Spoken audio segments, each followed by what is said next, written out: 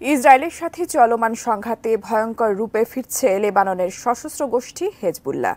দখলদার ইসরায়েলকে লক্ষ্য করে রকেট হামলা জোরদার করেছে তারা। প্রথমবারের মতো হেজবুল্লাহর হামলায় হওয়া ক্ষয়ক্ষতির কথা জনসমক্ষে স্বীকারও করলেন ইসরায়েলের প্রতিরক্ষামন্ত্রী। আরও জানাচ্ছেন ইমতিয়াজ আলম।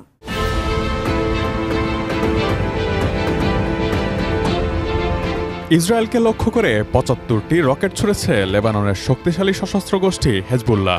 ইসরায়েলি প্রতিরক্ষা বাহিনী আইডিএফ শুক্রবার এই তথ্য জানিয়েছে। তবে কয়েক ডজন রকেট আকাশ প্রতিরক্ষা ব্যবস্থা আয়রন ডোম ব্যবহার করে ভূপাতিত করা হয়েছে বলে দাবি করেছে ইসরায়েলি বাহিনী। স্থানীয় অ্যাম্বুলেন্স সংস্থা জানিয়েছে, আপার গ্যালিলি এলাকায় রকেট হামলায় দুজন সামান্য আহত হয়েছেন। তাদের চিকিৎসার জন্য হাসপাতালে নিয়ে যাওয়া হয়েছে। আহত দুজনের বয়সী ৬০ বছরের কাছাকাছি বলে জানিয়েছে সংবাদ মাধ্যম টাইমস অফ ইসরায়েল।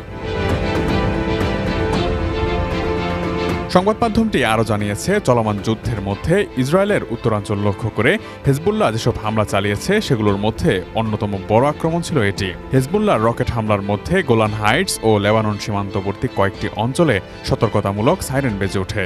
গত বছরের ৭ অক্টোবর ফিলিস্তিনি সশস্ত্র গোষ্ঠী হামাস ও ইসরায়েলের মধ্যে যুদ্ধ শুরু হয়। পরের দিন অর্থাৎ ৮ অক্টোবর থেকেই ইসরায়েলের বিরুদ্ধে যুদ্ধ শুরু করে লেবাননের হেজবুল্লাহ গোষ্ঠী।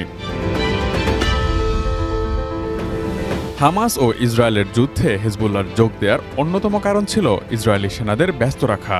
যদি হেজবুল্লাহ কোনো ধরনের হামলা না চালাতো, তাহলে ইসরায়েলি সেনারা গাজায় আরও বেশি বর্বরতা চালানোর সুযোগ পেত বলে ধারণা করা হয়। এখন পর্যন্ত ইসরায়েলের হামলায় হিজবুল্লাহর ৩০০ জন যোদ্ধা প্রাণ হারিয়েছেন। অপরদিকে হিজবুল্লাহর হামলায় কতজন ইসরায়েলি সেনা প্রাণ হারিয়েছেন সেটি নিশ্চিত নয়। তবে তাদের এই সংঘর্ষে অনেক নিরীহ বেসামরিকও নিহত হয়েছেন। সাধারণত ইসরায়েল এই যুদ্ধের ফলে তাদের যে ক্ষয়ক্ষতি হয়েছে তার সঠিক পরিমাণ উল্লেখ করছে না। তবে গত ৭ মাস ধরে ইসরায়েল লেবানন সীমান্তে লেবানন ভিত্তিক শিয়াপন্থী সশস্ত্র সামরিক গোষ্ঠী হেজবুল্লাহর সঙ্গে সংঘাতের জেরে ইসরায়েলের ব্যাপক ক্ষয়ক্ষতি হয়েছে বলে এবার স্বীকার করে নিয়েছেন ইসরায়েলের প্রতিরক্ষামন্ত্রী ইয়োভ গ্যালান্ট। শুক্রবার জেরুজালেমে এক অনুষ্ঠানে দেওয়া বক্তব্যে গ্যালান্ট বলেন, হিজবুল্লাহর সঙ্গে সংঘাতের জেরে আমাদের যে ব্যাপক ক্ষয়ক্ষতি হয়েছে তা অস্বীকারের উপায় নেই। একই সাথে হিজবুল্লাহকে পাল্টা জবাব দেওয়ার সাফল্যকেও তুচ্ছ করে দেখার সুযোগ নেই বলে জানিয়েছেন তিনি। হিজবুল্লাহর হামলার জবাবে ইসরায়েল লেবানন সীমান্তে ও লেবাননের অভ্যন্তরে বেশ কয়েকবার বিমান হামলা চালিয়েছে আইডিএফ। এতে করে অনেক বেসামরিক মানুষও নিহত হয়েছেন। Imtiaz Alam, desk report, ATN news.